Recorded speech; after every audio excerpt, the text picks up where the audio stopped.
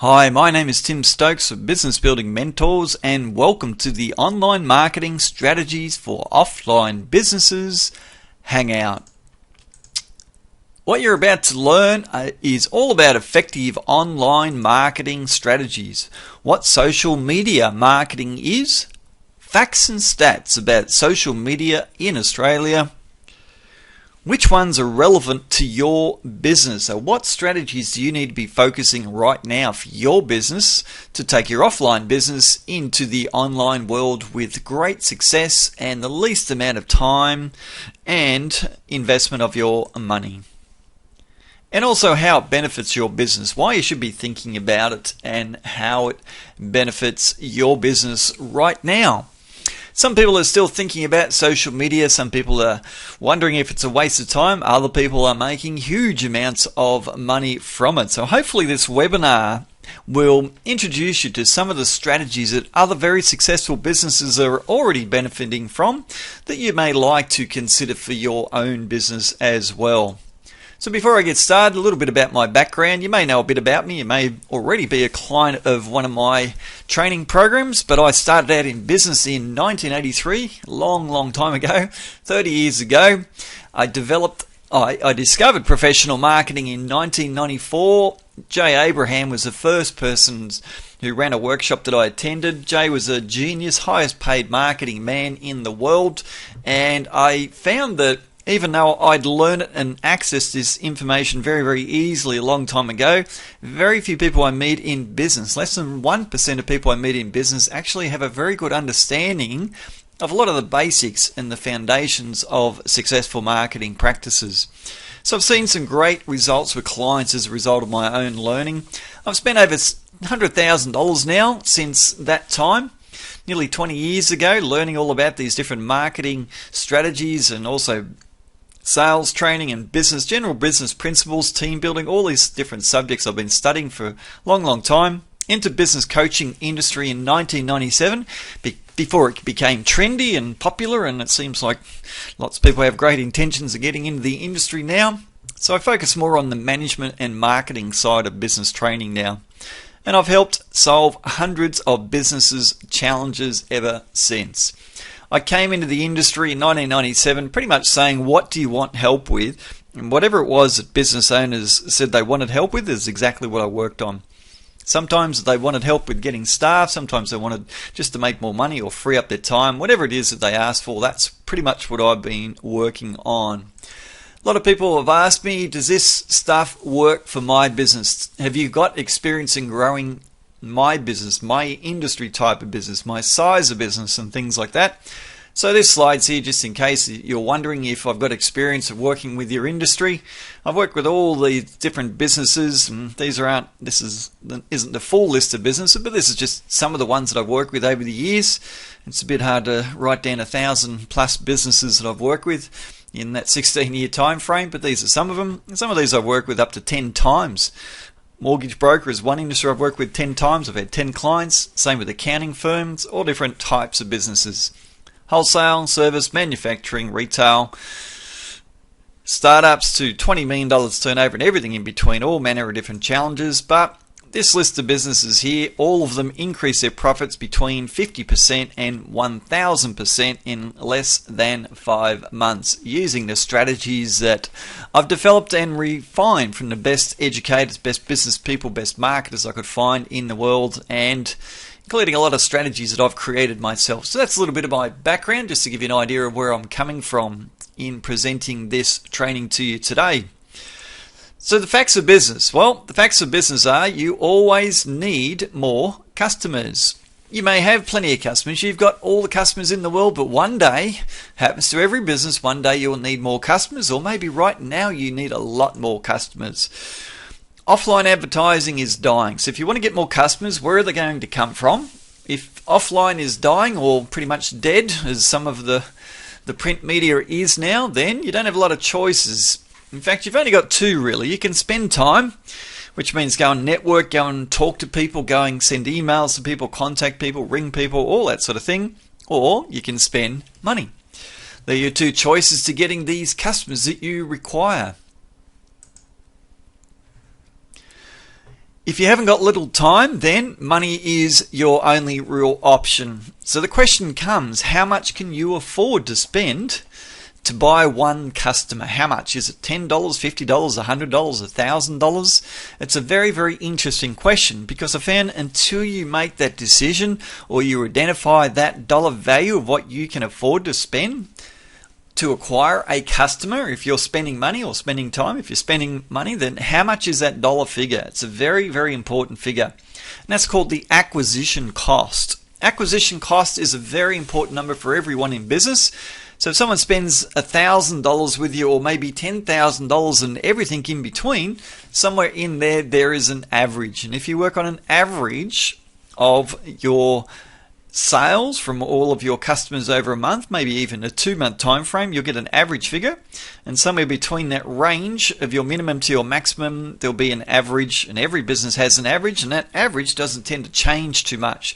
So if your average was $2,200, then that means you can afford to invest some money to acquire that $2,200. You must spend money to acquire customers, and the figure I've recommended for many years is roughly 10%. 10%, which means if your average dollar sale was $2,200, then you could pretty much afford to spend $220 to acquire one customer. Now, there is a discussion about lifetime value, or a customer might spend money with me for years. Yes, the only challenge with that thinking is that you can't cash flow a marketing budget on an ongoing basis if you've got to wait 2 or 5 years to get your return of investments. That's the downside of considering lifetime value. So I like to think about it the first sale. How much is someone going to spend with you in the first sale? Or maybe there's a ongoing income from a customer every week or every month for quite a period of time, then you could probably extend that time frame beyond the first sale. But you need to be thinking about how much can you afford to spend to buy one customer.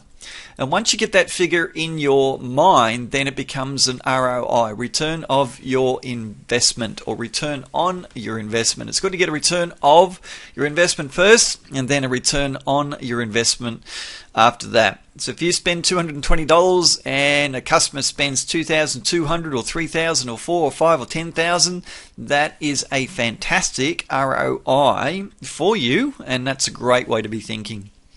So before we move forward, I'd like you to be thinking, how much can you afford to spend? Work out your average dollar sale, which is fairly simple. Go through the invoices that your business generates for a month or two, and you'll be able to work that out. And you need to know that figure, and whatever the average is fine.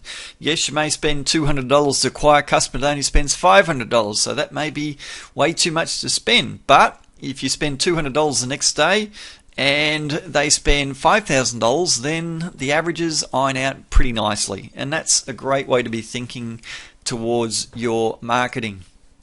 So that's the facts of business. You need more customers. You need to spend money to get those customers. Where are you going to come from?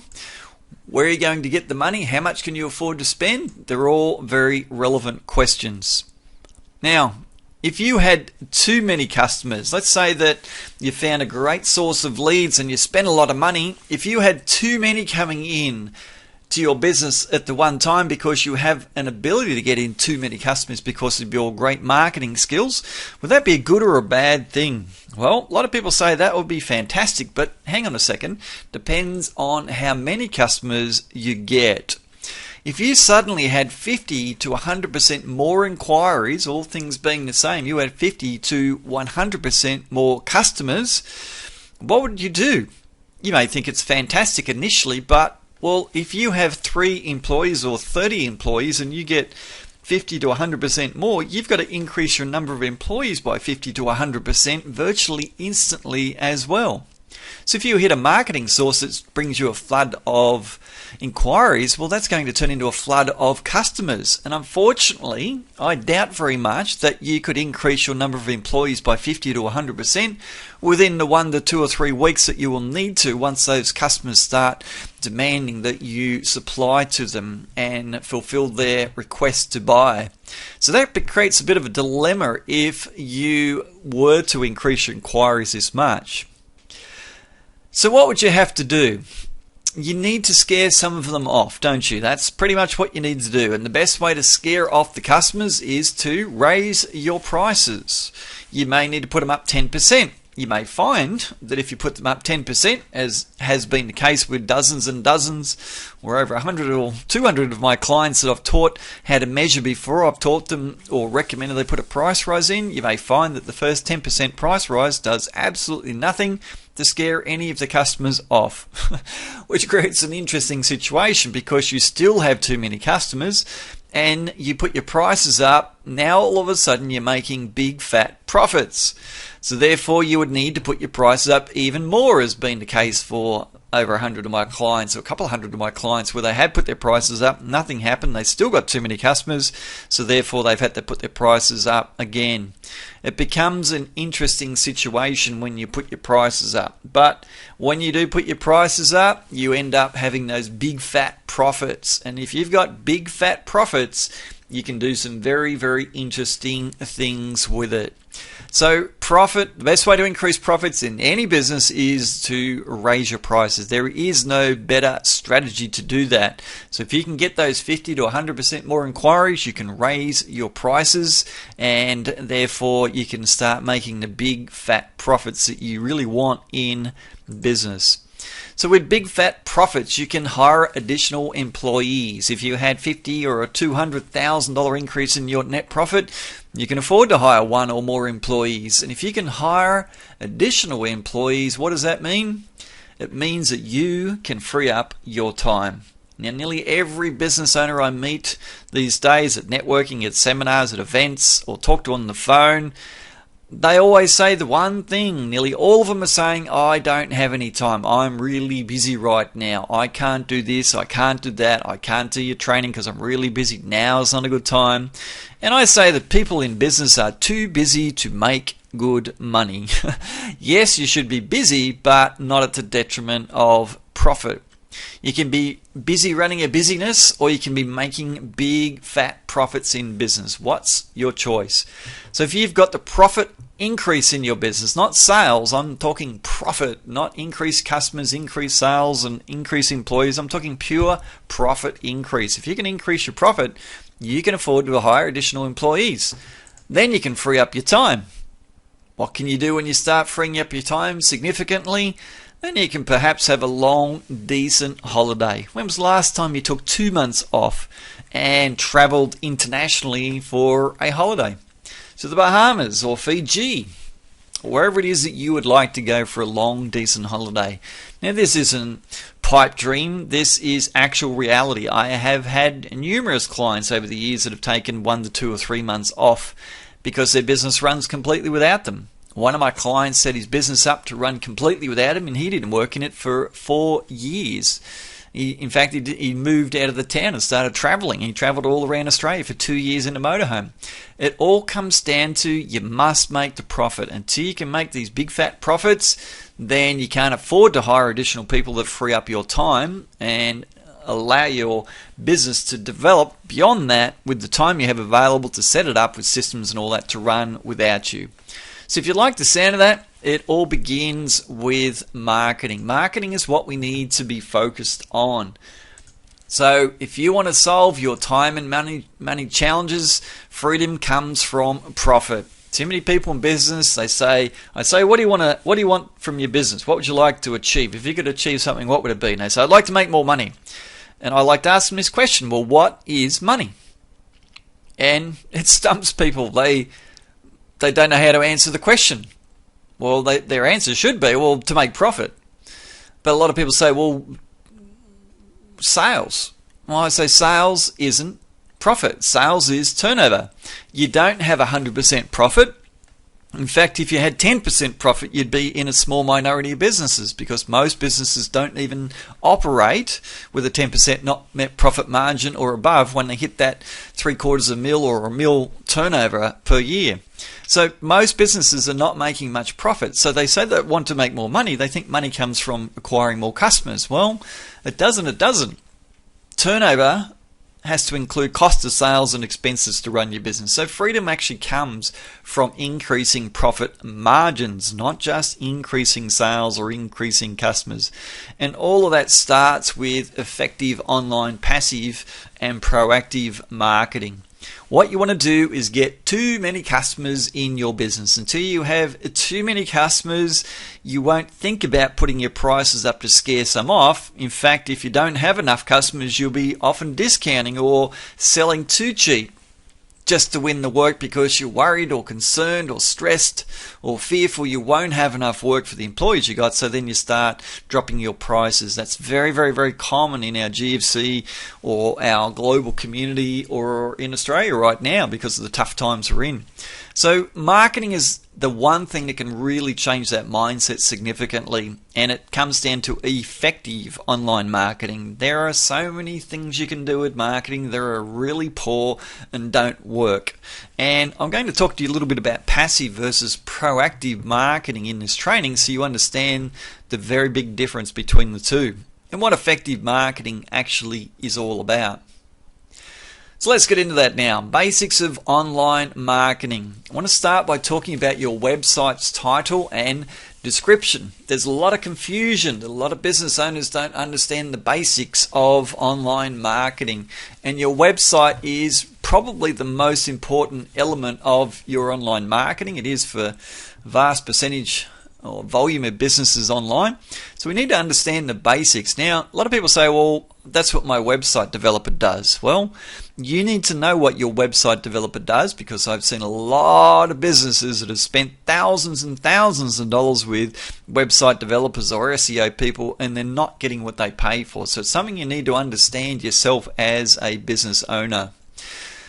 The title of your website and the description, well, it's not the title of your website and the description of your website. It's actually the title and description of every individual page of your website.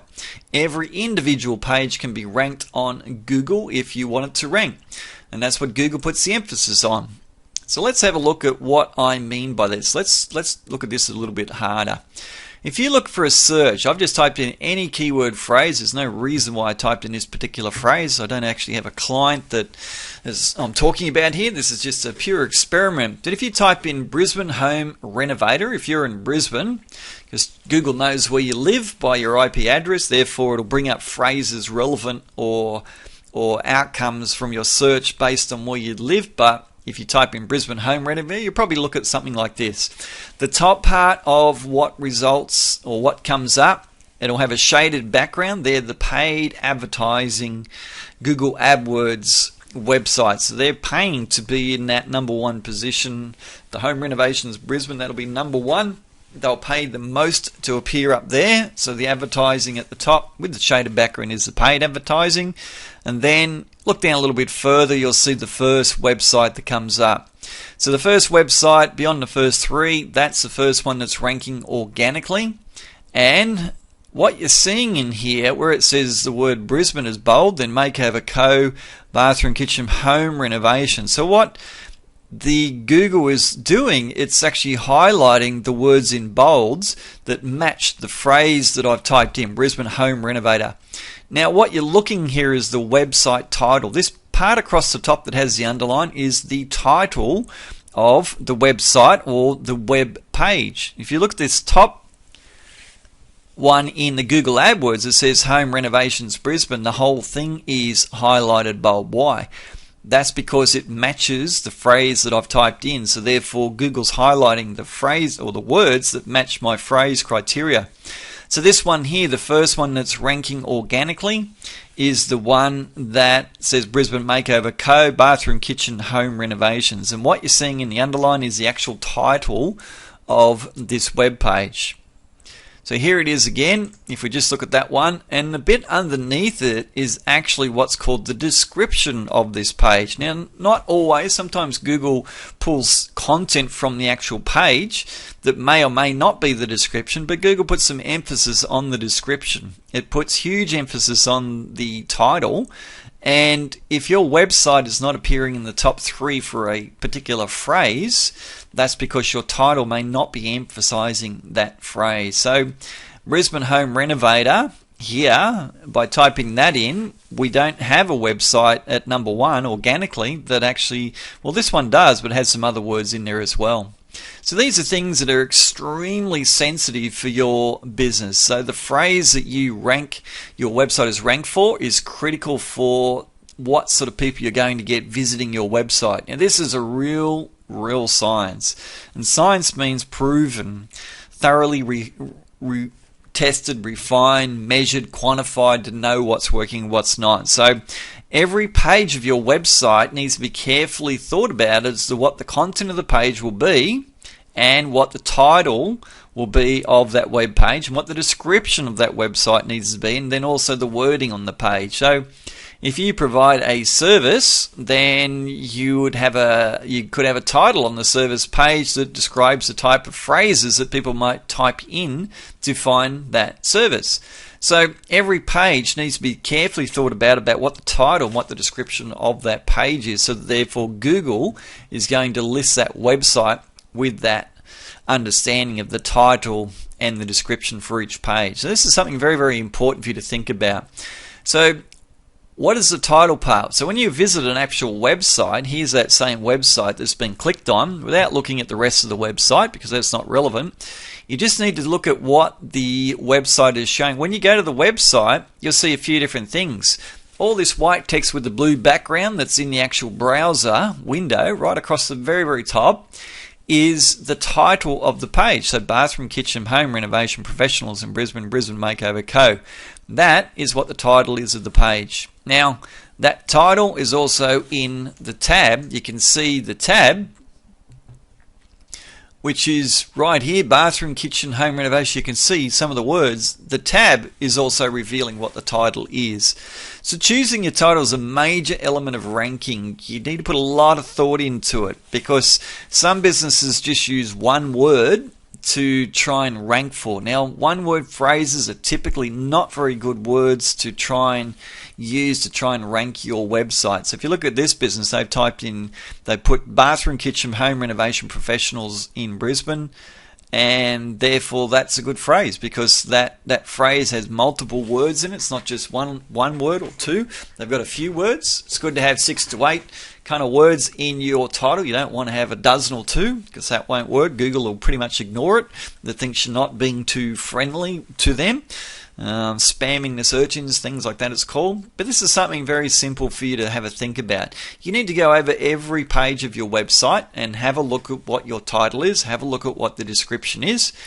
Now, without getting too technical, if you right click on the website page, you will have a thing that says View Source. Depending on which browser you use, sometimes you've got to go to the menu to find it. But the source, the word source, it'll look like a whole lot of gobbledygook with all sorts of strange characters in there, but you'll see the word title, and somewhere in that source code, it's the coding, the HTML coding of your website, you'll see the word title, and whatever comes between a greater than and a less than sign from your keyboard, then that's typically the words that are your title. Now you can right click on any of your web pages, have a look at the title, have a look at the descriptions, and it's something that's very important for you to do, because a lot of businesses choose poor keyword phrases and they're either super competitive or they're not really that relevant. You might get a lot of people visiting your website, but you may not get customers, you may just get visitors. And visitors don't make you any money if they come to your website and go, no, not what I'm looking for, and go elsewhere. So it's very important to get those two to match, and it's something that you know more about your industry than anyone else that's likely to help you, whether it be an SEO expert or a website developer. So this is something that's good for you to just have a bit of a look at yourself. Make sure that if you're paying someone that they're just checking on these basics and getting these done. Now recently I worked with a client and I asked them to email their website developer about how to access the title and the description, and they replied back saying, the description is not really that relevant, you don't have to worry about that, and I'm not sure about the title. I'm like, this is interesting. This is a website developer saying the description is not relevant. Well, you need to think a little bit differently about that. The website description and title are both relevant, and the title is extremely relevant to what Google will rank in, and that's what SEO is all about. You want to rank well for whatever the most relevant phrase is that people are using to find your website. So let's talk on the next subject. Next subject I'd like to touch on is a thing called Google Places. You may already be in Google Places. If you're not, it's a very simple thing. Here I've just typed in the word accountant into the Google search, and up we come. Similar sort of thing, but we've got the Google AdWords right at the top, which is it's got a shaded background, so we know that's a paid ad. We've got the Wikipedia. Then what comes next is what's called Google Places. So it says A, B, C, D, keeps going down. I've just cut up the bottom of that, but typically has 8 or so, and it's showing on the right on a map. Now that's called Google Places. It's where you are placed on the map. It's a very simple thing. I suggest you go to Google and type in Google Places, and you'll have somewhere where you can just click on a couple of links and you just register your website, put your website in, put in the keyword phrase that you want to be found for, and then do something with it. So here I've just typed the word accountant. The singular words, as I just touched on, are not ideal phrases that you want to have high rankings for with your business. So it might be small business accountant or business accountant or something like that. A singular phrase is typically not a good phrase because it's massively competitive and too generic. It's not specific. It's better to go with longer words, and they call this long tail versus short tail. Long tail is typically 3-word phrases and beyond. 3-word phrases are typically a lot better to get better qualities of people, so you start to pull customers to your website, not just visitors that come and leave. So Google Places is a very simple thing. It costs you nothing, and it puts you on the map geographically. And even if you have a PO box, you can still put a PO. Sometimes it won't let you run a PO box. You have to test these things out, but give it a go yourself. See if you can do that. And this can help enormously. I got a lot of website traffic to my own website when I put in here business coach. I actually registered in Google Places as a business coach, yet on my website it didn't have business coach mentioned because I wanted to brand myself as business management training or business development training, not business coach. But yet, if I typed in Business Coach Brisbane, there I was in the top 3 because I registered myself in Google Places with that. So it's something interesting that you can do. Google now is getting a little bit more particular about matching the content on your website to what you may nominate as the phrase or the industry you want to be found in. But this is something you can just have a play with and test these things out for yourself. See what you can do, see if you can get yourself ranked in there. Alright, so when it comes to online marketing, you want to know what works and what doesn't. You don't want to waste hours or days or weeks of your time with things that are a complete waste of time. So things like we're just talking about, you can actually start experimenting with some of these things and finding out how do people find your website, and it's typically geared around your website. And it's a thing called Google Analytics. Google Analytics is fantastic. All you need to do is go to Google, type in Google Analytics, or type in the URL directly. And if you don't have an account, you can create an account fairly easily. It's a free setup for your website, or if you've got one, then you can sign in. Now, if you have a Gmail account, you typically are close to having, or you may already have your Google Analytics sitting there waiting for it to be activated. So it's just a process you need to go through. Now, you need to put a bit of code on your home page, and typically more than one page, and you want to put one on your thank you page. So if someone comes to your website, they register or supply a name and an email, then the thank you page also needs to have the coding, which is what appears after someone has put their name and email in. That way you can track conversion rates from people that go to your website to people that take an action after coming to your website. So these are all very important things to set up. Once it's set up, you just a bit of HTML code, doesn't affect anything on your website. You just set it up, and your website developer can help you to do that. They can do that for you very, very easily. But you want to set up the account in your own name with your own username and password, which is typically your email. And because one day you may want to change website developers and you want to have that set up in your name. So it's best if you have that set up in your own name. Alright, so once you have Google Analytics, it's time to look at what it tells you, because it tells you some extraordinary things about what's going on in your business. First one is you can set up some dates and compare traffic. So here's just a basic one, a screenshot of a business that I took in their Google Analytics, and if you look at the numbers, we've just set up a calendar date over here for about a month, and this is just the basic summary. What if you just logged in and set up a date, that's pretty much what you will see. So it gives you an idea of the number of visits to the website per day, and yes, it goes up and down like a yo-yo. That's pretty common. It does tend to fluctuates by day, fluctuates by week and month, times of the year, but it tells you all sorts of interesting things. How many people come to the website in a time frame, how many pages they viewed, how long they stay there on average, what are new, how many pages. Bounce rate is a very interesting thing we'll talk on a little bit more, but if you look at the left-hand side has a whole stack of different things that you can look at on your website. So where are they geographically? What's the behavior? What sort of technology they're using to find your website? Were they on mobile? You can look at traffic sources. There's a whole lot of things. We'll just touch on a few things here. One of the big ones is bounce rate. Bounce rate is what percentage of people leave your website within about 30 seconds of coming to it. So if your bounce rate's high, like it is in this example, this website needs to be rebuilt, because when you have high bounce rate, that's the higher it is, the worse your website is. So that's 64, nearly 2/3 of people that come to this website leave it within 30 seconds. That's not a good sign. So what is your bounce rate of your website? That's a very, very important metric for you to know. It's one of the many conversion rates that I like to teach business owners. There's lots of different conversion rates with online marketing, and there's conversion rates with sales as well. So there's probably 7 or 8 different conversion rates that you can have in pretty much all businesses. So what percentage of people are still on your website after 30 seconds? So in this case, it'd be 35% of people are still on the website after the first 30 seconds. So that's what this is saying. And you want to get that bounce rate lower. Now, if you look, it actually tells you the source of places, how they find your business and things like that, and you can see different bounce rates from different sources.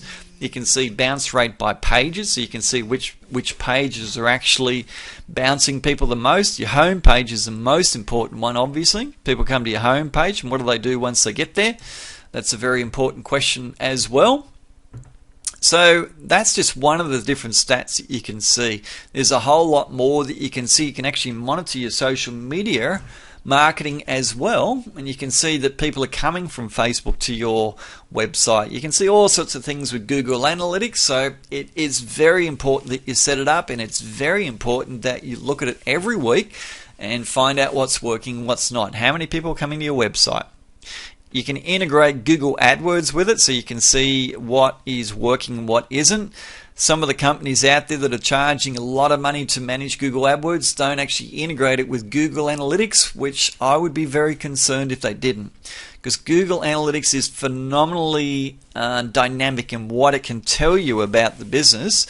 So you really want to be having a good look at what Google Analytics is telling you in a business. So not to have it linked to AdWords, I would think that's just crazy, because you want to know what is happening with your AdWords by looking at Google Analytics, because of how much it tells you about traffic coming to your website. So that's something to think about if you're thinking about what works and what doesn't online. Let's have a little chat now about social media. What is social media? Well, it's a place where people can be sociable, live online, and it's a place where people like to express themselves. Look at how many TV shows now have people expressing themselves. Big Brother and Australia's Got Talent and X Factor and The Voice, and it's just people expressing themselves. We're living in a self-expressive age, so people like to do this. That's what social media is. It's one of the things that it is. It's an audio-visual communication platform for friends, family, and business colleagues. So it's a place where people can get on there and connect, communicate, talk to each other, friends, family, business colleagues. So that's something it is. It's a learning and entertaining environment. 2 great words to remember. It's an advertising platform, and untapped with the majority of businesses as an advertising platform. and it's what I call a proactive marketing tool. A website is a passive tool. You build a website, you leave it alone, you pretty much let it sit there and not do much. It's a passive marketing tool, whereas social media is a very, very proactive marketing tool. You can connect to people, talk to people, market to people, and do all sorts of things very, very proactively with social media. Let's look at some of the common misconceptions, because there's a lot of misconceptions that people have about the whole social media scene, and maybe you're running some of these, and that's why you're on this hangout, to see if some of your misconceptions, or if you have misconceptions, whether you have them or not. Let's have a look at some of them. It takes too much time. That's one of the biggest ones. I haven't got time for all that social media chit chat. I'm too busy. It's not relevant. Doesn't work for me. I can't see that my customers would be on social media platforms. It doesn't make money. It doesn't produce sales. I don't need it. And I don't like Facebook, so it doesn't work. Or they assume it doesn't work. I don't like Facebook, so it's a waste of time because I don't like any of that stuff. So they're thinking that because they don't like it, other people won't. Now, these false assumptions, and they are false, are costing business owners a fortune, because all of them are not true. Doesn't take much time at all. In fact, it takes tiny little minutes amounts of time once it's set up. Think it's not relevant to your industry? Well, we'll talk about that very soon. People think it doesn't produce sales. It absolutely does produce huge volumes of sales. People think they don't need it. Well, that's like saying, I don't need customers. Well, you do need customers. You always need customers. It's just a matter of how many and when, but you always need customers.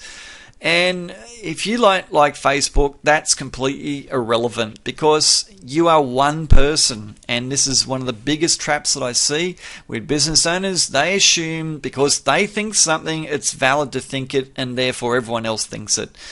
That is a fatal assumption. You know what the word assume means when you break it down? So that's what you are doing when you're thinking, because I don't like it, it must be a waste of time or money. That is a very, very expensive assumption to have.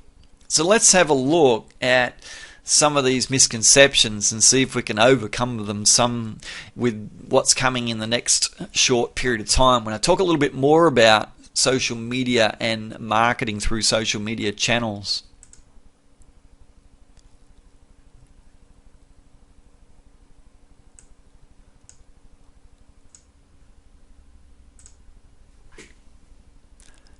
So why social media marketing? Well, you can put your business right in front of people proactively. It's where the crowds are.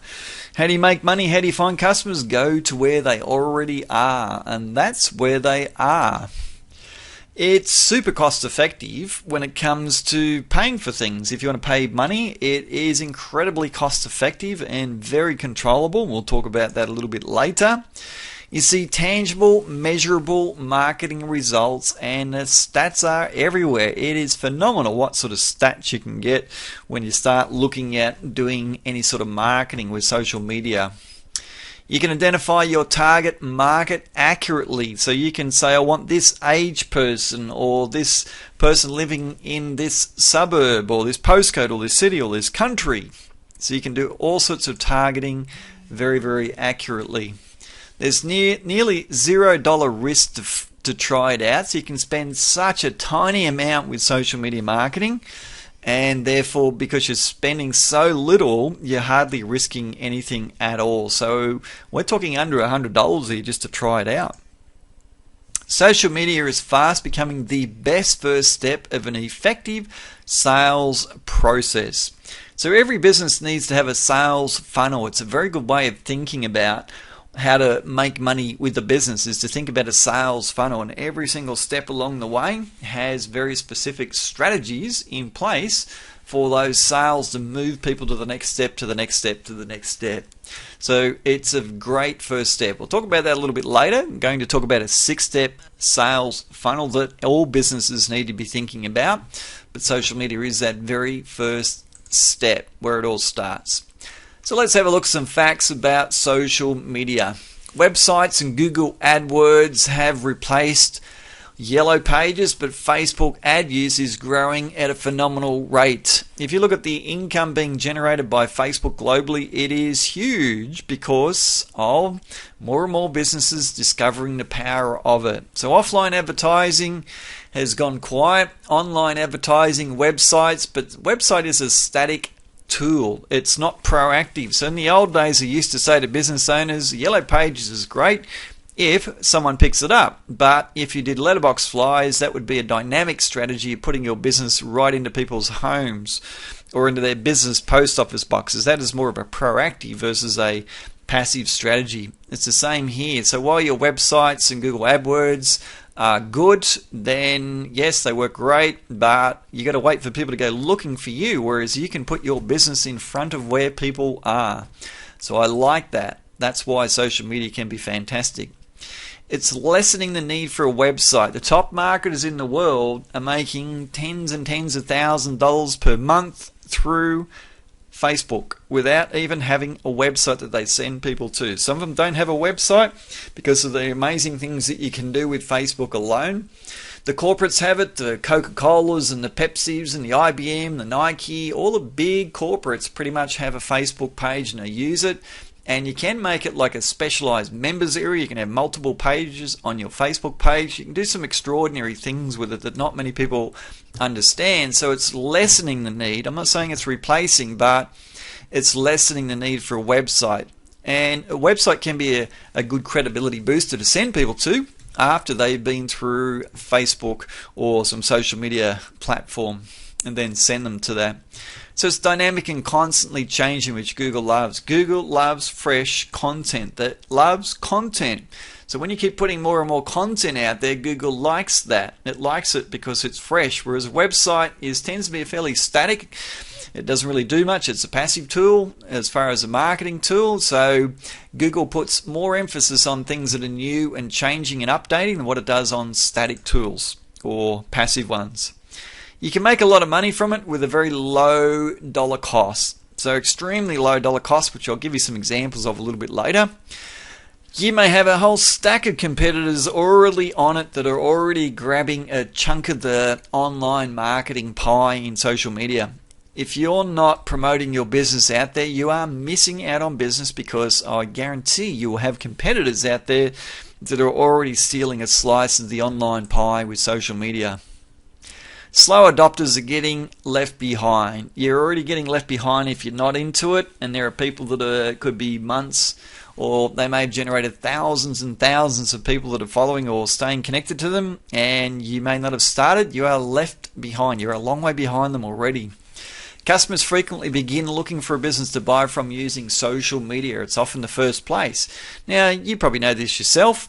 If you're thinking about buying from a service business, you might ask a lot of friends or colleagues and say, who do you know that does whatever it is? And they'll tell you. So we like to ask our friends. We like to tap into our social network, whether it be online or offline, our friends, our families, our colleagues, our relatives, and say, who do you know that does this? And we like to go by that. Well, it's the same with social media.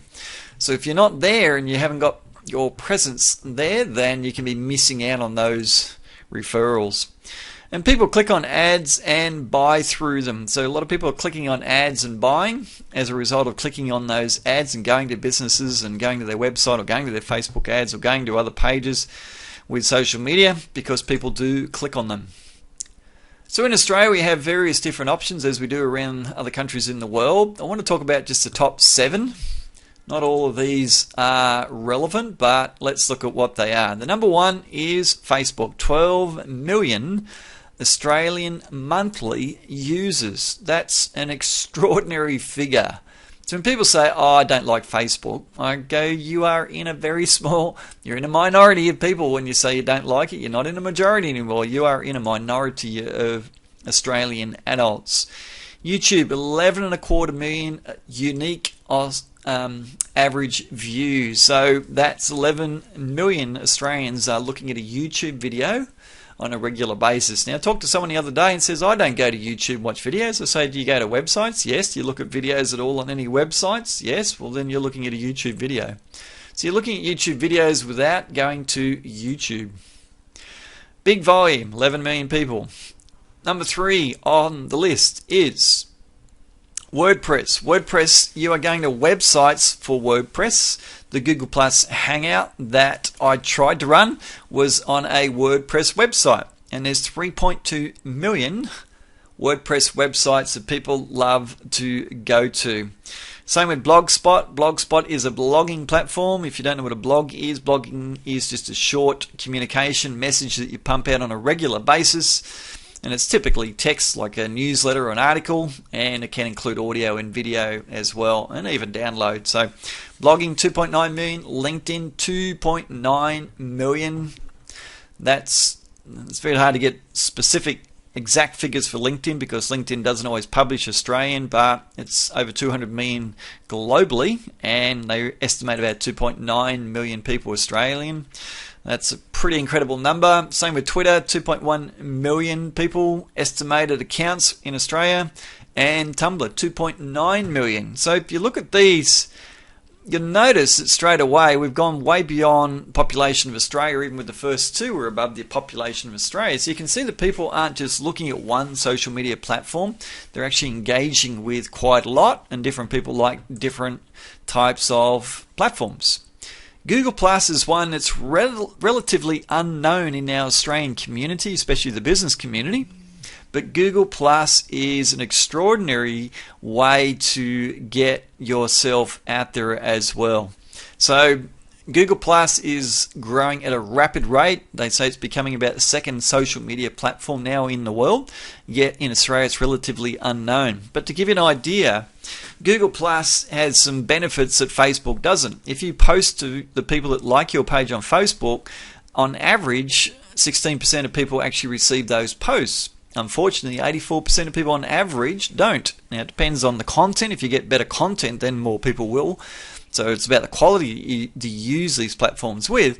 But in Google Plus, the people that are in your circles, in other words, the people that follow you, every single one of them sees every post that you ever send out. The other thing is Google Plus, you can do a free video hangout, which you can do with 9 people privately, or if you go public, unlimited numbers can watch you do a video stream live. And so you can have a webcam, put a headset in, and you can be talking to unlimited people, 1 billion people if you wanted to, all tuning in to watch a hangout that you run. And that's free, absolutely free with Google Plus. It's a good way. It's a private one. You can run training programs for other people. You can do staff training with your private one. If you want to train staff across the city or across the country or across the world, you can. And you can record it. And as a result of recording it, create a YouTube video that you can either keep, make private, or make public into the world. So Google Plus has some great elements that very few people in Australia know about. But to give you an idea of how well it's used and understood in America, President Barack Obama talked to the nation through a Google Plus hangout and had millions of Americans all tune in live to hear his message. We don't get too many of the Australian politicians doing this, but maybe they could be. But Google Plus is another one to very much consider. You may be just learning all this, so maybe that's not the highest priority for you right now, but it is definitely something. If you're an international player, you can offer services internationally, then you would seriously be benefiting from using Google Plus for your own business as well. So that's another one.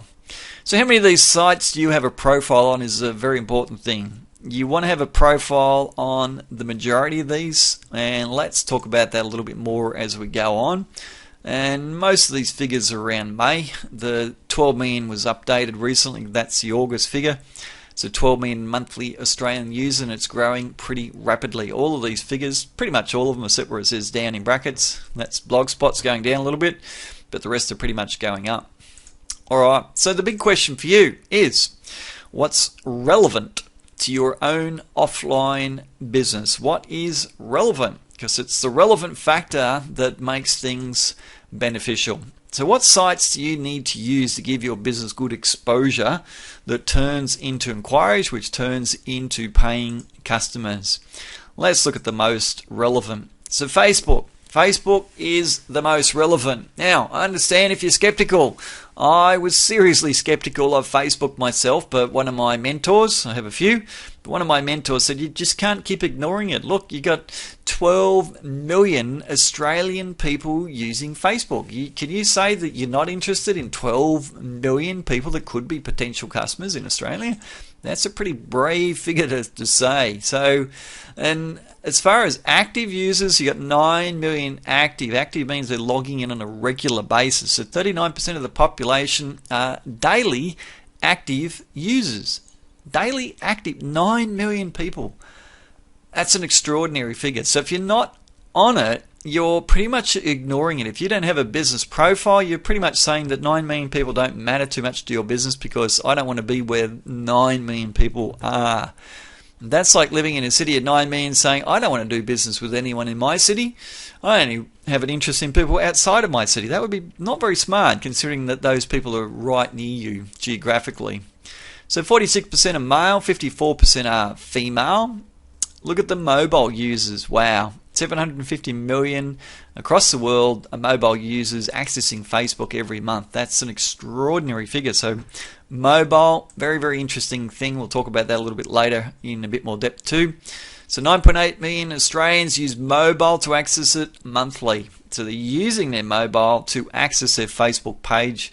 So I look at my Facebook Pages app on my iPhone to look at the stats for my 2 or 3 different Facebook pages, and yes, you can own more than one Facebook page, and no one knows which pages I own, by the way, unless I tell them, because you can't tell who owns a page, because you can actually set it up under an anonymous profile. No one actually knows.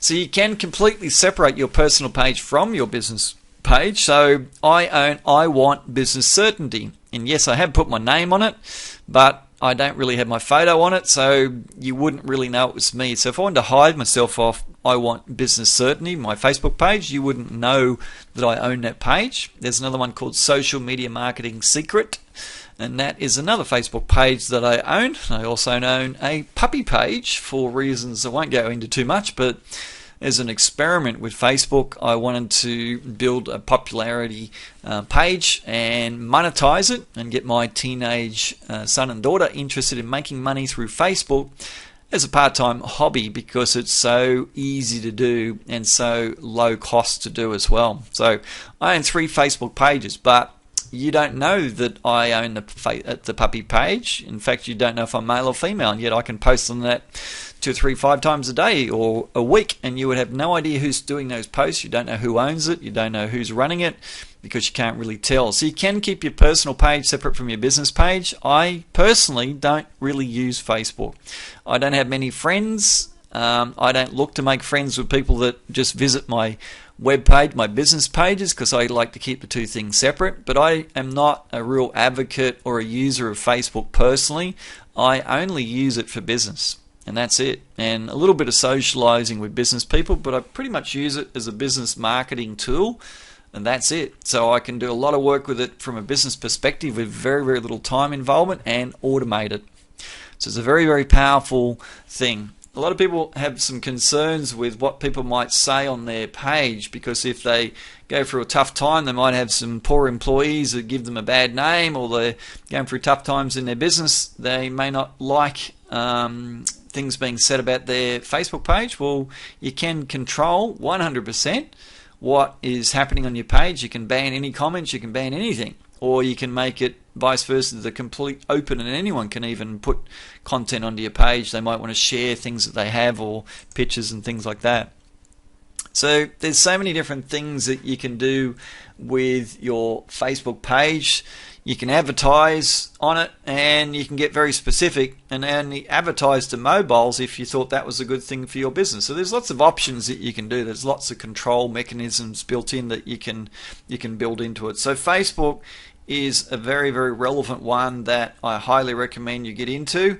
And to me, the only reason you're not on Facebook with a business page is because you don't understand what it can really do. If you understood what it can do, I'd be very, very surprised if you still didn't want to get involved with having a Facebook page. Here's a very interesting statistic that I'm very impressed with too. The average user is on Facebook 20 minutes a day. That's a long time. That is an enormous amount of time for someone to be there. So you can advertise to people on Facebook and they're already there. So therefore it becomes a very good medium to reach potential customers because they're already there. So it's like going to a big city to promote your business. They're already there. The people are already there. Go to where the people are. It's just a smart thing to do with your marketing. So Facebook, I think, is the number one thing to look at for businesses. Next one I want to talk to you about that I like is LinkedIn. So facts and stats, let's have a look at some of the things. It's the largest professional business network on the planet. It's extraordinary what quality of people there are there. It's not really a chit-chat place at all. It's really a business network. It's a business tool. And that's what it's for. It's still growing, not at the pace of Twitter or Google+, but it's still growing at a pretty good rate. 200 million users globally. That's a lot of different users. About a third of them are accessing the site daily. 81% of users belong to at least one group, and the groups are free to join. And a very, very worthwhile thing to do is to join groups on Facebook, because your group can be, you can have all the members of a group as your ideal target market. So therefore joining groups and engaging other people in groups and posting comments or discussions or commenting on discussions, very good thing to do. 48% of users spend more than 2 hours a week on it. That's a long time to be on one platform, as we looked at with Facebook, that the average person is on it 20 minutes. Yes, there's probably some people on it that are on it like a day a week even. But in LinkedIn, it is a popular platform for people.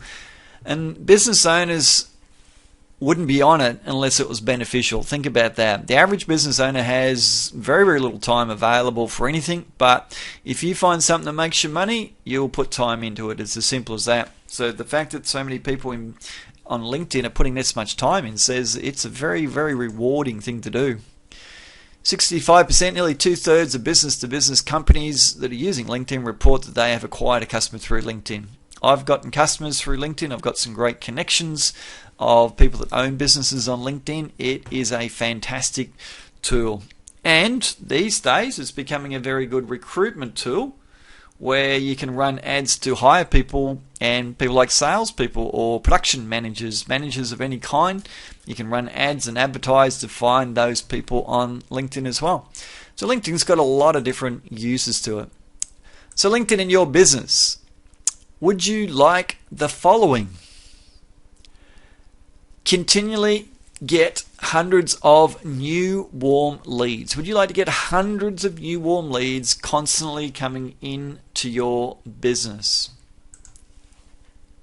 What about a minimal or zero cost to acquiring those leads? Remember we talked at the start about the fact you not spend money to acquire leads. Well, imagine spending zero and getting access to hundreds of new warm leads. And to benefit for years for one conversation. Well, this is what's very, very achievable with LinkedIn when you start tapping into what the power of it is with networking. So networking is just simply talking to other people in business. And when you start to network in LinkedIn, talk to other people in business, all of these becomes a very powerful reality. So you may meet one person who owns a business that has hundreds and hundreds of potential customers that match your industry. It's like if I talk to a software provider, that's someone that makes a software program for business owners, well, all of their customers could be my potential customers. So therefore, meeting one person, I might be accessing hundreds or even thousands just purely from a relationship from someone I meet in LinkedIn. So LinkedIn is a great place just to find people that are in your geographic area, is often the best. So if you're in Brisbane, talk to someone in Brisbane. Find someone in Brisbane to connect to them, and then say, hey, we should get together for a chat. Why don't we meet up for a coffee? And you do, and you find a way to refer leads to each other. It's very, very powerful as a platform. So it's a great place to meet business owners who have hundreds of your potential customers. And yes, you may have to have a bunch of coffees. You might have to have 5 coffees or 10 coffees before you meet someone that might have hundreds of potential customers that they could refer to you. But that's work you do once, and you can benefit for years from work you do once. I have a lot of strategic partners for my own company, from accountants to financial planners, CFOs, which are chief financial officers, marketers, all sorts of different people, bookkeepers, and they refer clients to me and vice versa. And it's something you only need to do once. You set it up once and then you benefit and benefit and benefit ongoing. So LinkedIn is such a great tool to do this leverage type of marketing. And all of it costs virtually nothing when you use LinkedIn. So Twitter facts and stats. It's growing at a rapid rate. Look at that, 44% growth in a short time frame, about 9 months. It's grown at a pretty phenomenal rate, 44% in that time frame. That's extraordinary. 288 million monthly users. That means 21%, about a fifth of the world's internet population is using Twitter every month. You can build followers for free. So we'll talk about this a little bit later when we talk about 6-step marketing funnel or sales funnel. But when you get people following you, that's a great first step. Getting people liking or following or connecting to, depending on which platform is what they call it. But in Twitter, you want to get people following you. If you follow other people, they will follow you back. That's a simple principle. Initially, if you've got no followers, it might take you a little while to get someone following you back, because they think, well, you've got no followers, why would I want to follow you? You're not very interesting. But once you start getting more and more, you'll find that 30% will follow you back. And if something I've experienced myself, the first couple of hundred, very hard to get people to follow back. I didn't get 30%. I might have only got 10 or 20%. Probably about 20% initially, and then it started to hit 30% once I got 1,000, and then after that it got over 30%. Once you get up 1,000, 2, 3, 4, then it starts to make a difference. So Twitter's a good thing. You can tweet text, photos, or videos. Tweets are just short messages. I think it's 160 characters. I don't use Twitter a lot now. I've forgotten some of the numbers. My head's got too many numbers in it already. But it's either 120 or 160 characters that you can put a message out, and you can actually attach photos. You can attach videos. There's links too. So you can use Twitter to get some content out to people that are following you. Regularity is a good thing with all these sort of things. Do it on a regular basis. And it's a free way to get website visitors and email subscribers. So if you're on Twitter, you can say, go to our website and you'll get, and make them an offer. And they can go there and either buy, or they can go there and subscribe. And so it's a great free way to get people to start engaging your business.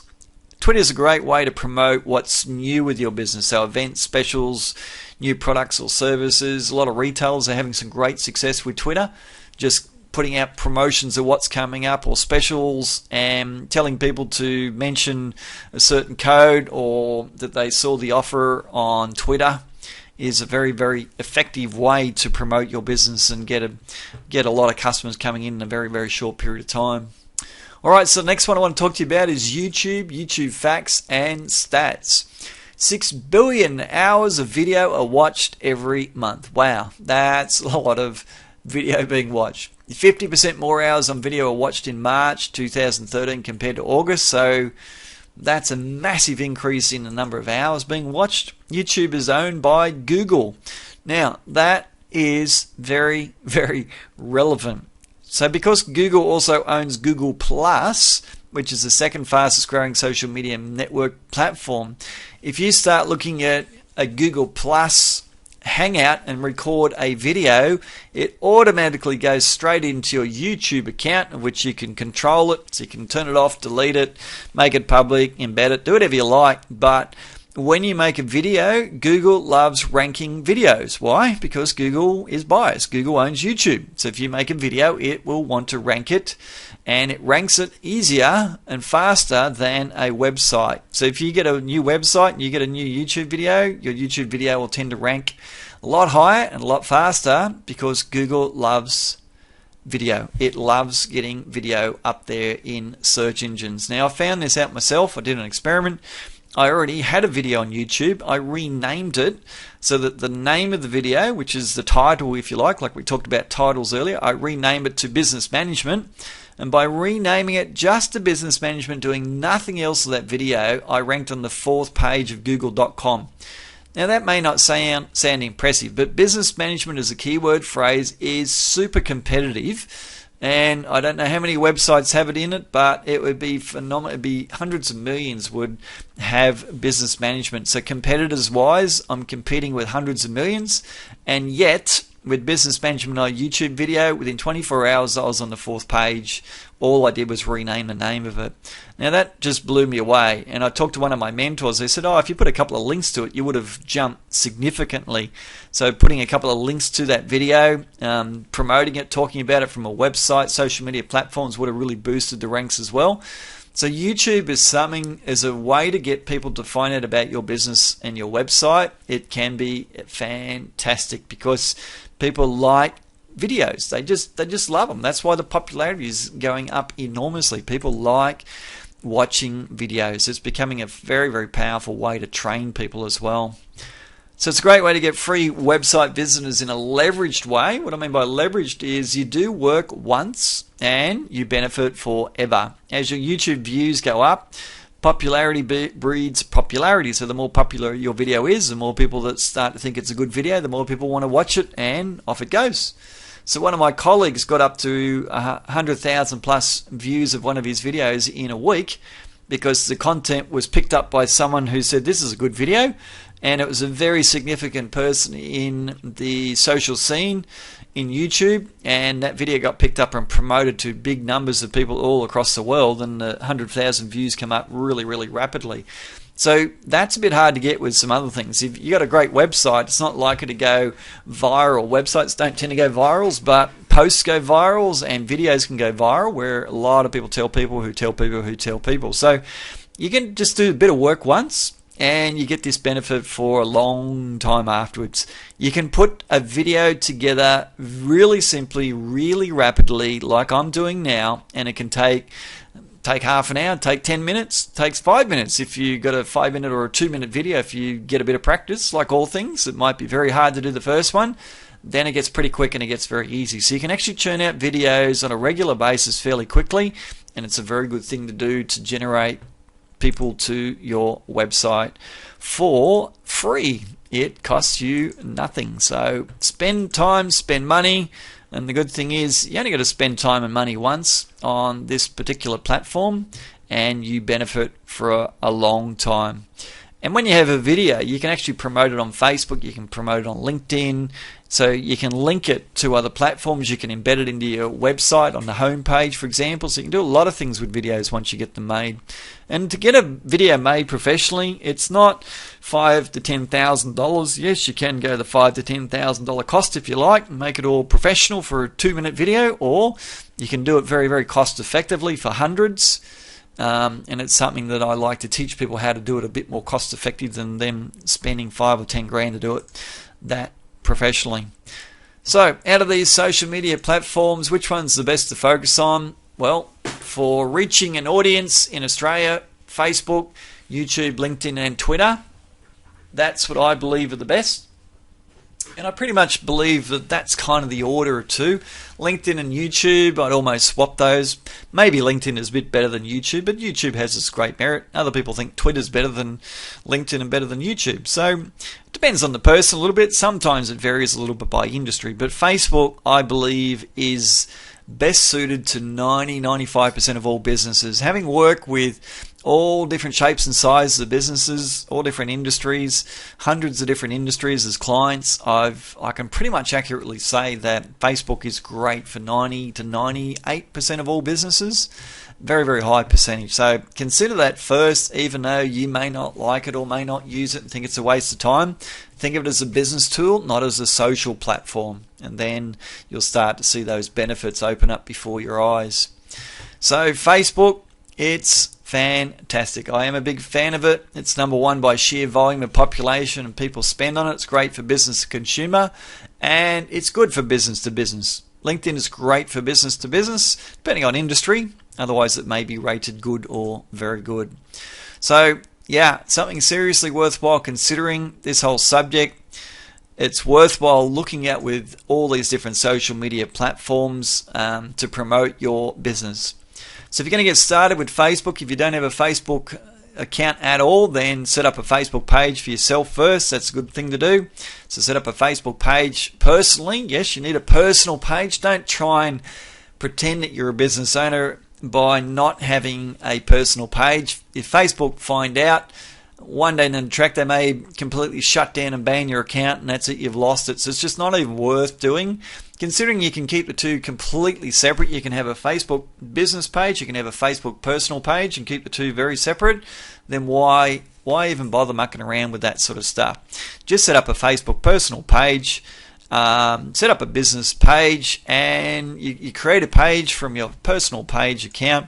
You can actually set up more than one business page, and you add a profile picture, which is a small square picture. If you log on to Facebook, on the left hand side you'll see any Facebook page has that square picture. That's called the profile, and the wide rectangular one across the top is the cover picture, which you need to get professionally designed. You can get lots of people that can design it. It's typically $300, $400, $500. You might get it for less than that, but often you may not get very good quality. It's an old saying, a fool and their money is soon parted. You've got to be very careful with getting things at a low cost, because just because you don't understand why that may be worthwhile spending more doesn't mean that it's not worthwhile spending more. You often get what you pay for, and it's better to spend some money on getting a good one for both of those, because people can come to your Facebook page and not like your page, so you're wasting the money and getting them to your page if they don't like it because it doesn't have that professional look about it. Same with your profile picture. Fill in your basic details about your business. So you have an about section, so you can fill that in, and you tend to like your own business page from your page. You don't have to, but that's a pretty common thing for people to do, is like their own page.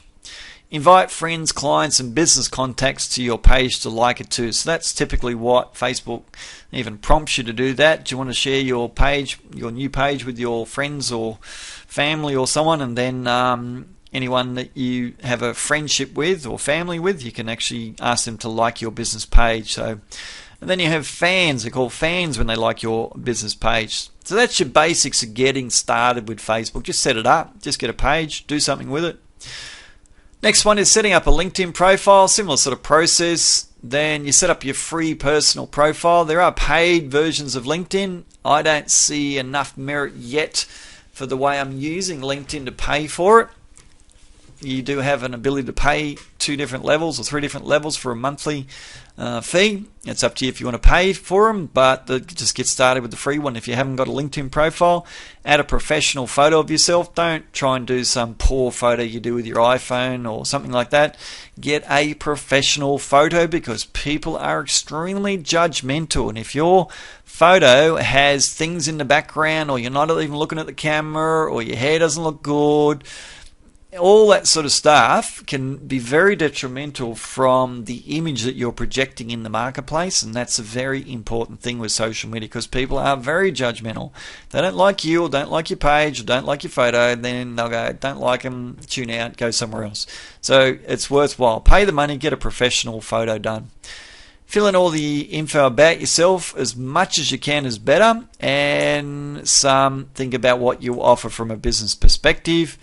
Set up your company page. Yes, there are a separate thing called a company page in LinkedIn. It's good to have a separate company page to your personal one. I tend to put huge emphasis on the personal. I don't put a lot on the company page. I pretty much interact personally, and that's because people want to deal with a person in this world, not with a company, a nameless, faceless company. They prefer to talk to a person, so I tend to use the personal profile for my interactions with LinkedIn.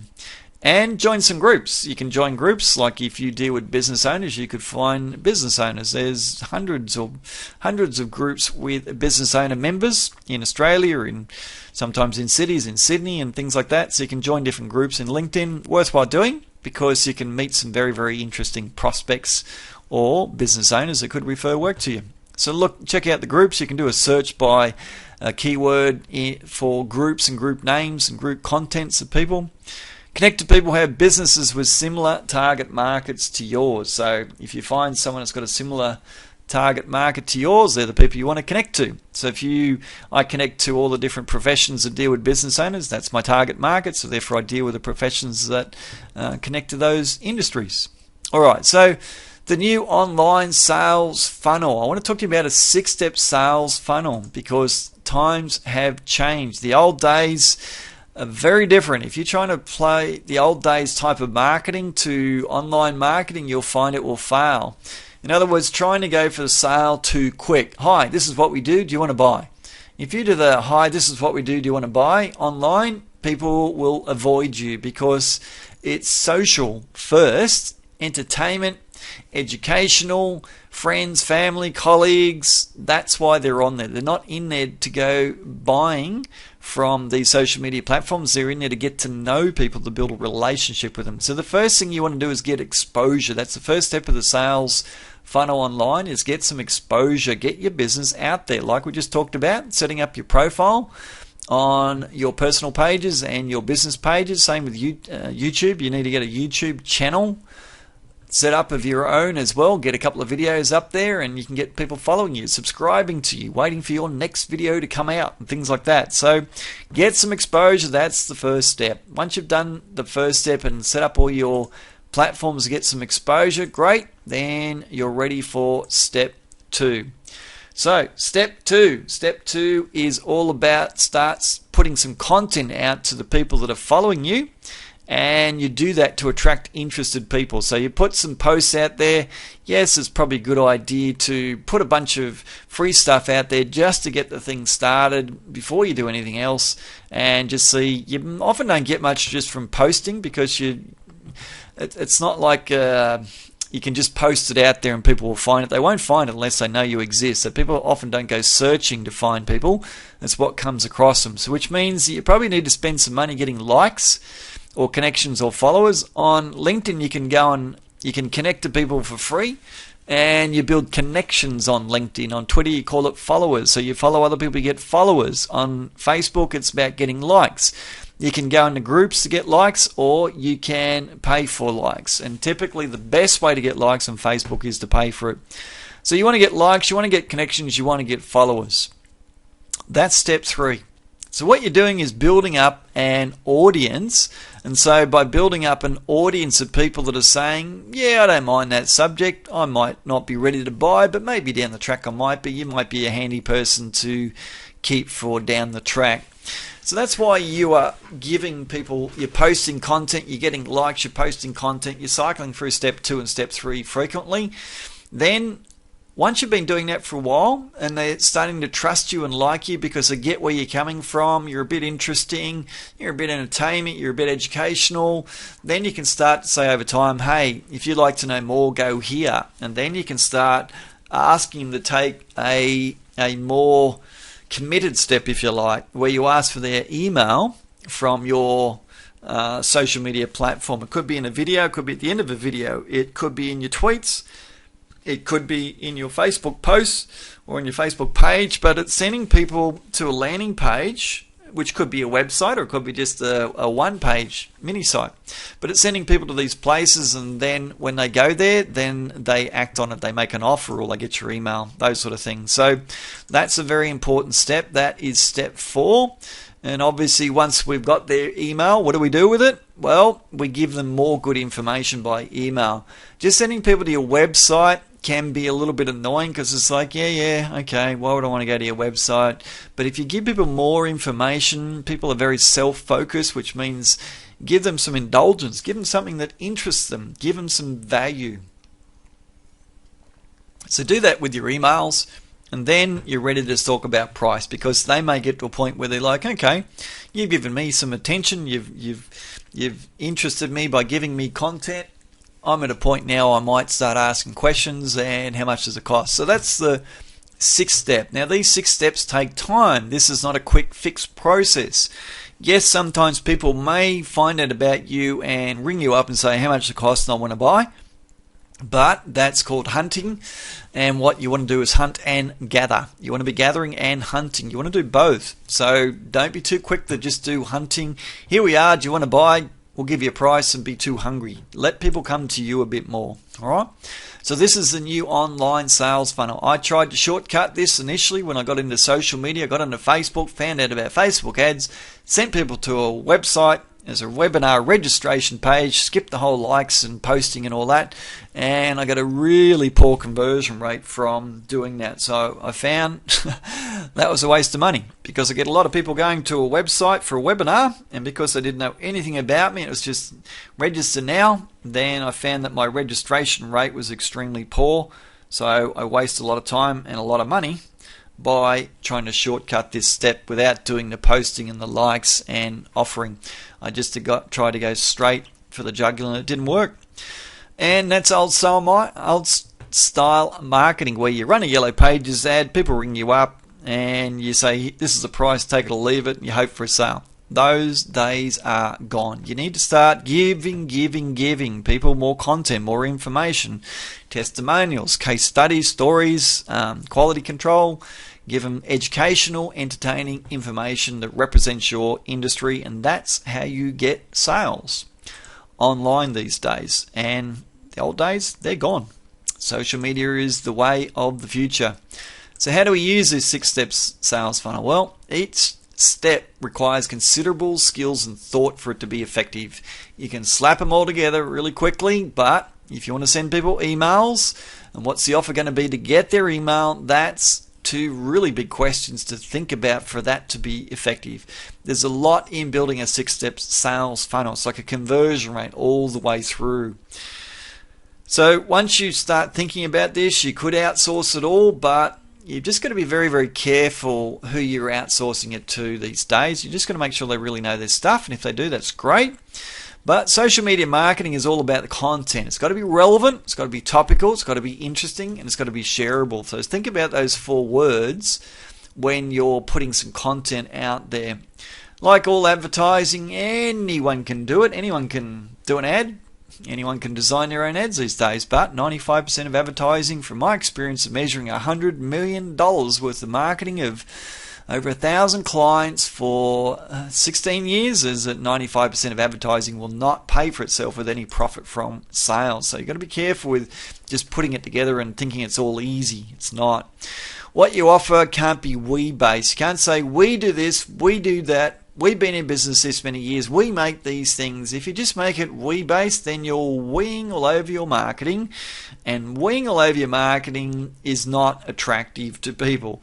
People aren't that interested in you. You're a means to an end as a service or a product supplier. People are interested in themselves. So when you start saying we do this, and we're great, we're terrific, and we're experienced, and we're qualified, and this is what we do, it makes people tune out. It really does. So you need to start putting some content about, if you're looking for this and you'll like, and this is what our other customers like, so you'll probably like this too. And you need to get the word you into your marketing and take all the we out of it.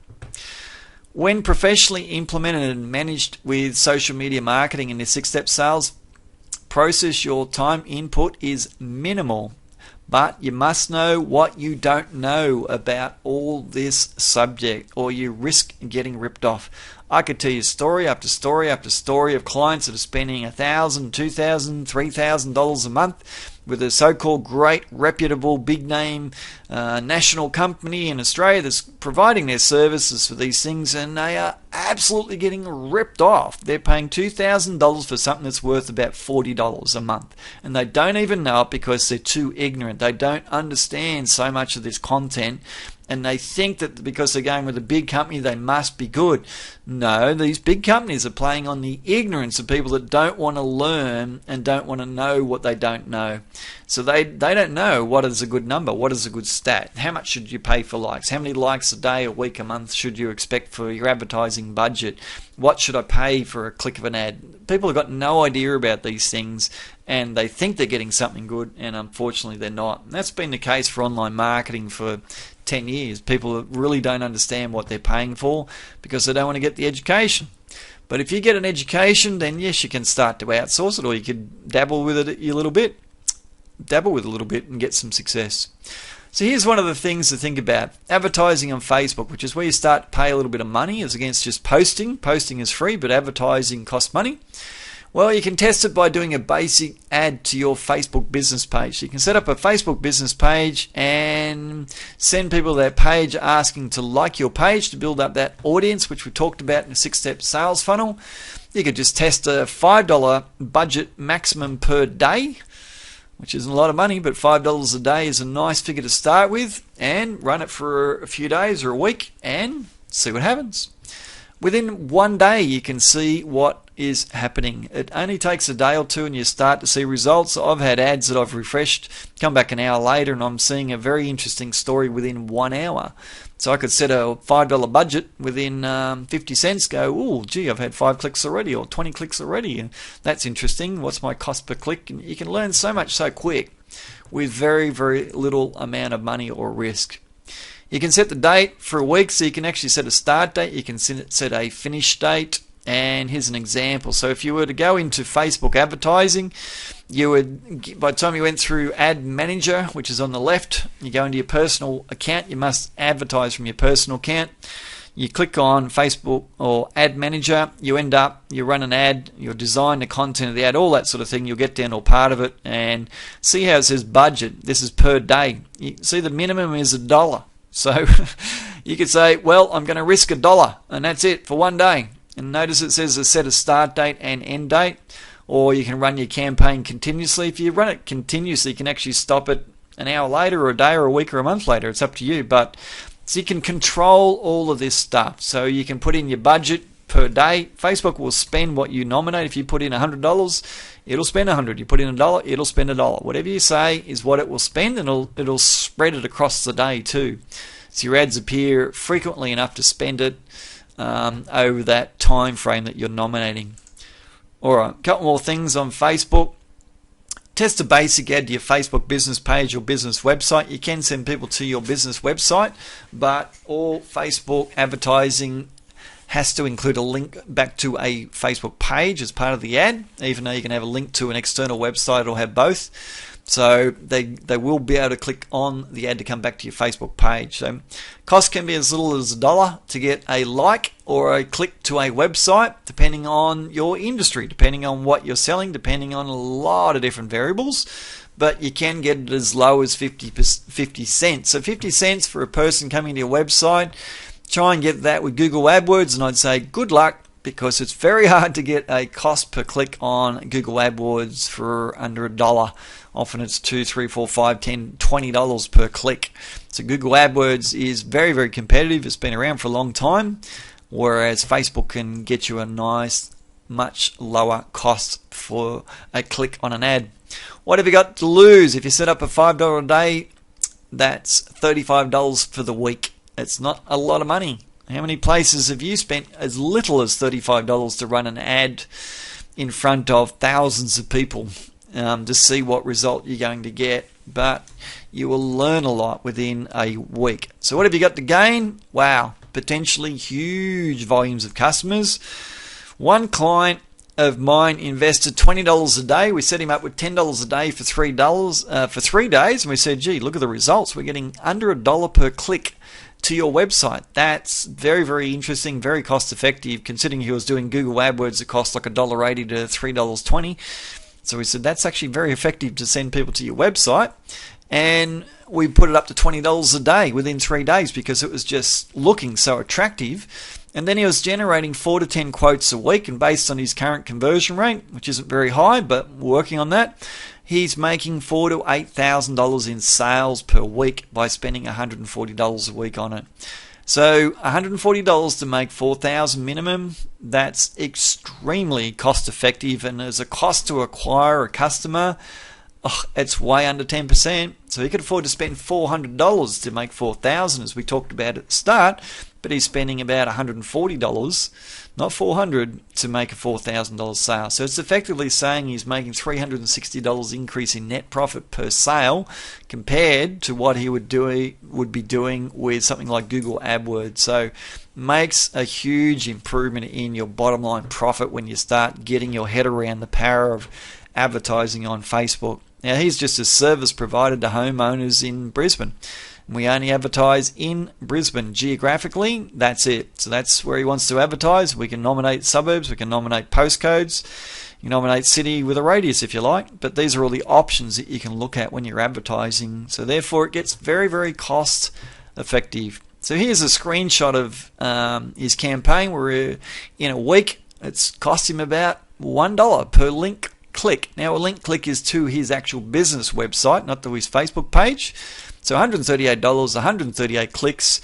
And if you look down below, it's got 354 clicks, which is clicks to his website and or his business page, his Facebook page. So he goes to his business company website off Facebook and also in Facebook. 354 people have clicked on that. So he's got a lot of people that may not want to buy just now, but a little bit down the track they will. Otherwise they wouldn't be clicking on the ads. They click on the ads because they're interested.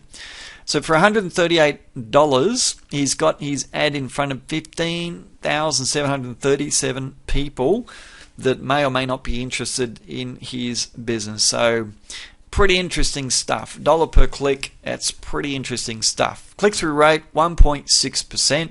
It's not very high, but click-through rates of 0.04% are standard with Facebook. So to get a 1.6 means there's some very, very smart things happening with his advertising to get it to 1.6%.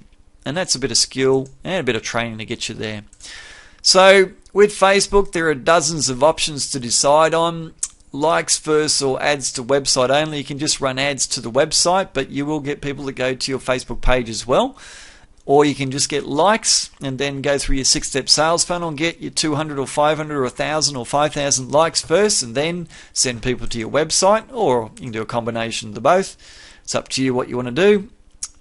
Best age target, you need to think about what age do you want to target, because in Facebook you can actually pick the age of the people that you want to advertise to. Within an age range, you can think about location geographically, where are they? You can get into specific or broad audience matches, and that's part of the advertising criteria. If you went into the ad manager, you'd see that.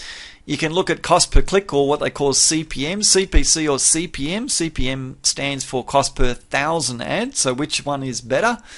And there's some real skill in understanding which is better, and how do you know which is going to be better and which one is the better once you've started running your ads. Which photos work best in ads, because every ad must have a photo, so the photo is 80% of the ad success. So what sort of photos should you run in your ads? That's a real skill in itself. Then you have to put a headline. You don't have much room at all.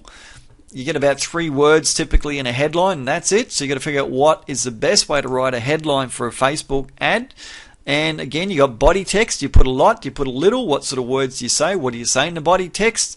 That again is a very critical element of making the ad work.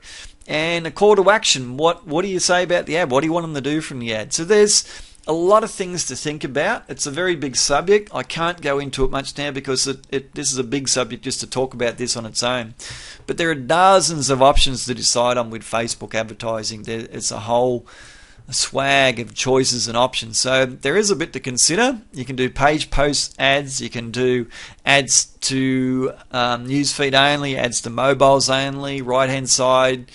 There's so many different options. There's a lot to understand in the whole subject. There is a bit to understand it. So it's worthwhile learning and getting some training on this whole subject so that you don't burn a whole lot of money really quickly. And you can run 1, 2, 5 or 50 or even 100 ads concurrently depending on your advertising budget. Is it good to do that? Yes or no? Well, again, big question. So it depends on the situation. There's a bunch of variables to consider as well. But this is something that I'd love to talk to you about a little bit more in depth in some high quality live training. So let me tell you about that as the next step. Hopefully you've been enjoying and got some great tips to learn from this training. So if you've been learning some great things from this training, imagine what you could get at a sit down one, a nice paid investment to learn a lot more. Well, let me tell you some of the things in our live training we've got coming up. You learn a lot about what to post. What sort of content should you post, and how to find content people will like and share. So the quality of the information you put out has got a lot to do with the response. In fact, it's got everything to do with the response. So poor quality, poor response. Good quality, good response. You can see that in your statistics on your social media platforms. We'll talk about how to run ads on Facebook and get targeted leads for less than 50 cents. So very, very interesting how targeting can help you enormously. There's a real skill in that. I have got my likes down for one of my pages down to under 1 cent. And if you can get your likes down to under 1 cent for anything that you are promoting as a page on Facebook, you really know your stuff. So I've got down to 1/4 cent for one of my pages, and I had for $10. I got 2,400 plus likes. So about 1/4 cent for $10 worth. So it gives you an idea of what you can do when you really know your stuff. So we'll talk about how you can run ads to get targeted leads for about 50 cents or a lot less, depending on industry, depending on how much time and dedication you want to put into using what I can teach you. So how to find, join, and search in groups in Facebook and LinkedIn. So you want to find them, you want to join them, and you want to search them and then connect to people with them. So how do you do that? Which group should you target? Bit of skill in that. How to get ranked number 1 in LinkedIn for your industry. So if you are a plumber, you would say plumber, and there you are. You're at number 1 in the search. So where do you rank now in the search is a good question. Do you rank number 1 or 5 or 50? And it's a good test. If you go to Google and type in LinkedIn Business Coach, you will find me in very, very high ranking, maybe number 1 or 2 or 3, but I'll be there in the top 5 because I know how to rank number 1 in LinkedIn. It's something I do live as a demonstration with someone in the audience, and I did it recently for a marketing consultant. He went from number 8 or so to number 1 within about 2 minutes. It took about 2 minutes. So we like to show you how to do that. It's good to be ranked number 1 for your industry, so if people are searching for you, you come up number 1, then you're more likely to get clicked on and connected to with LinkedIn. So that's a very powerful strategy that we'll talk about in the training. How to promote your business in LinkedIn for free to thousands of prospects. I've set up the mechanisms in LinkedIn. I can promote my business for free to 2.6 million business owners. So 2.6 million business owners for free in LinkedIn. So how many you can promote to is depending on the geographic size that you want to promote your business to, whether it's just Australia or what other number of countries. So you're limited by your geographic. Because I can trade internationally, I can promote my business to 2.6 million people, which is pretty much America and Australia and England. But that's something that we'll talk about, how to do that. How to set up an effective landing page to capture prospects' details, so effective being the operative word. Because it's very easy to have a landing page that's actually poor, and a lot of home pages of websites are actually very, very poor, and that is the landing page for people to come to. How to automate emails to prospects and why you need to. So you capture people's name and email from your landing page, and then you need to automate your emails to send to people, and why you need to do that, and how do you need to do that. How to use the 6-step sales funnel that we talked about to turn exposure into clients. There is 6 steps that you take people through. Yes, you can shortcut it, but you need to have all 6 in your marketing or sales funnel if you want to get a lot of clients and you want to make a lot of money from your online activities. How to build a fan base of hundreds of people in weeks cost effectively. So getting a lot of people to connect to you. It's very easy on LinkedIn to connect to people. It's very easy on Facebook to get people to like you. And how to do that cost effectively, that's what we'll be showing in our live training. How to generate likes for free on Facebook. A lot of people don't know how to get a lot of likes. I once got 20 likes in 15 minutes on Facebook for free. Didn't do any advertising at all. Didn't go near advertising. All I did was tap into a mechanism you can use on Facebook. So how to get likes for free.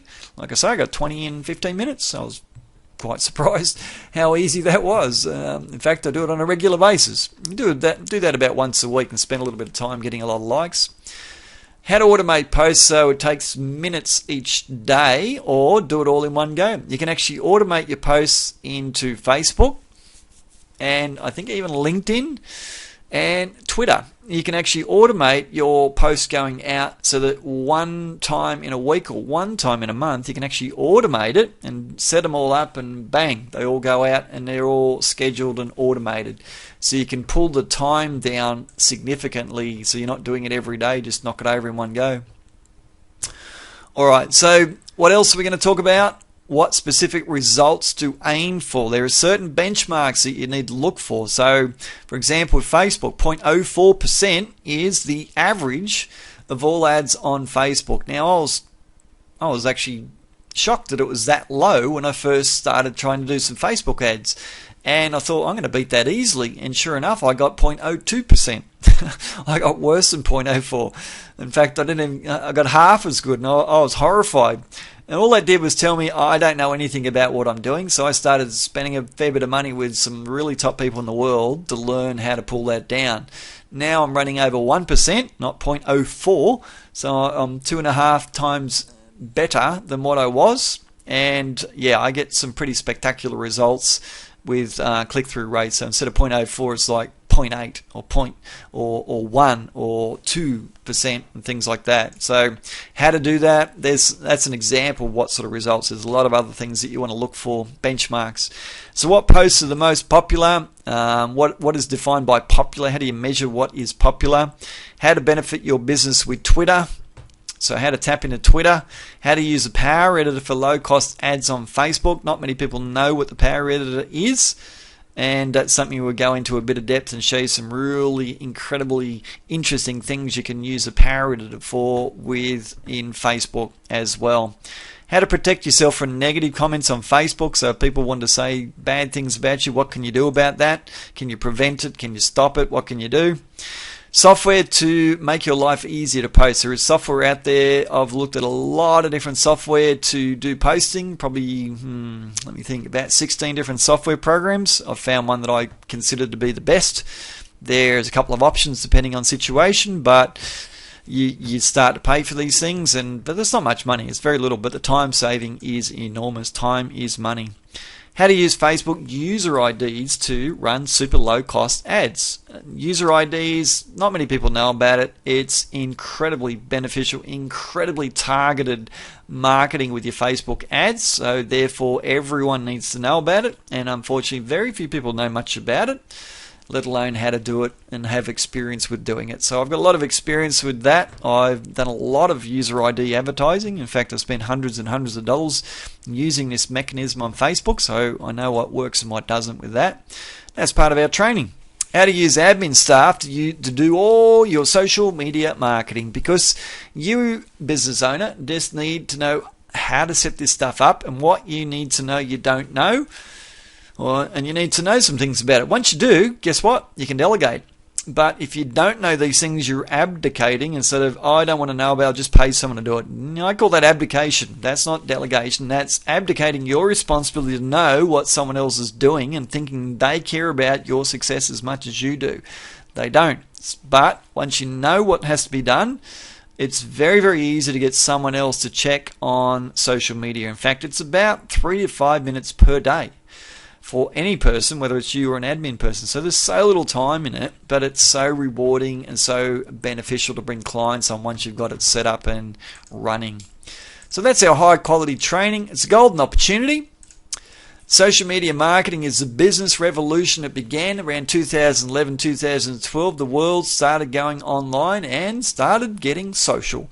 And that's something we need to tap into as business owners. So if you want dozens to hundreds of more quality leads coming into your business, and would you like more customers to solve your cash flow issues so you can get too many customers so you can start charging what is a decent price or a higher price, put a lot of profit into your business, put a lot of money in the bank, afford to pay people, free up your time?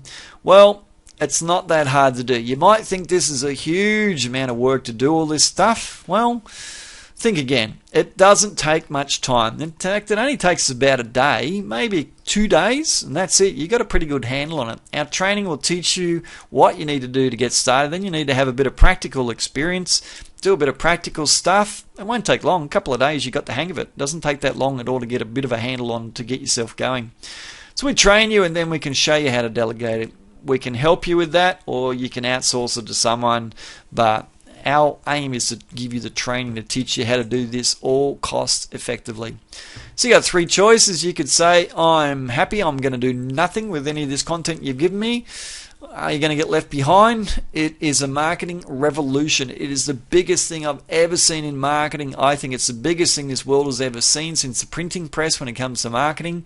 Social media and online marketing is huge, and social media is the biggest thing with online marketing now. So you can say, I haven't got time for this stuff. I go, well, if you got time to not make money, if you got no time to get more customers, you've got no time to grow your business, or you're just hoping that it's going to stay where it is. That's a very dangerous and a very brave thing to do nothing and say nothing and not want to learn. You can pay someone to do it all, but like I say, a fool and their money is soon parted. If you don't know what you're parting with money for, and you don't understand what a person is doing with some criteria, with some benchmarks, some minimum performance, then you can get ripped off very, very easily. There is a huge risk to that. Or you can start to learn out, find out what you don't know, get some professional training, and start to understand this lovely big subject. So if you like the sound of number 3, then you need to bring your laptop, bring your iPad, one of the two, and attend our training to learn about social media marketing secrets. That's what it's all about. So it's live computer training. Roger and I, another colleague of mine, Roger, he's into social media, owns a business called Red Fox Strategies, and that's what that business does. He's a colleague, he's an ex-chartered accountant, well, still a chartered accountant, but tends to operate in the social media vein. Roger's a good trainer and knows his stuff, so he'll be there helping and assisting me with the training. We've kind of tagged him, we do kind of half each. So we run a half-day workshop between Roger and I. The Social Media Marketing Secrets Workshop is coming up Friday the 13th of September in the afternoon. Good thing to do for a Friday afternoon is to get some education. Give yourself an early mark, and it's going to be on at The Glen. The Glen is at corner of Gaskell Street and Logan Road, 8 Mile Plains, near the motorway there. And if you come there, had a nice counter lunch at 12 o'clock, you'd be ready to kick off with us a bit before 1. We'll kick off 1 p.m. sharp for that workshop, and we'd love to see you coming along and bring your laptop, bring your iPad, and get some fantastic training with Roger and I. You get to keep the notes from the presentation as well, so that way you can go over them in case you're a little bit behind or not understanding any of the content. You got the notes. But we don't provide workbooks because we ask you to do some live experience with us on the spot. So you bring your laptop, you bring your iPad, and you will set up your Facebook account with your advertising, get you started, just show you how to set it up, get you started on that as well. Our investment for that, our price that we're offering is $397 for the half day. Limited to 20 businesses because we are capped by space. We can't have too many people booking in because of the space. So if you'd like to register, I suggest you get in early. Go to socialmediamarketingsecret.com. If you've got any questions, feel free, give me a call, send me an email, register on the website, socialmediamarketingsecret.com. If you'd like to ask me any questions, 1300 778 377 is my landline. Or if you've got any questions, you can send me an email. Happy to have an email. It's better in conversation, obviously, but if sometimes time is limited, then email is the next communication platform. And look, I've enjoyed sharing this with you. If you've got any questions, feel free to give us a call. Social media can get you too many customers. When you get too many customers, you can put your prices up, make the big fat profits you like. Then you can afford to pay the people that free up your time, whether it's one full-time employee or more. And profit is the only limitation for having the freedom and lifestyle you want as a business owner. So getting too many customers is the best way, because it creates the opportunity to put your price up without any fear or doubt or concerns. And if you've got good profit margins, then you can afford to pay the people to give you the lifestyle you like. And that's what life in business is all about. So it all begins with this workshop. So register today, socialmediamarketingsecret.com, and if you can join us, I'll look forward to seeing you on the day. It's going to be a fantastic day.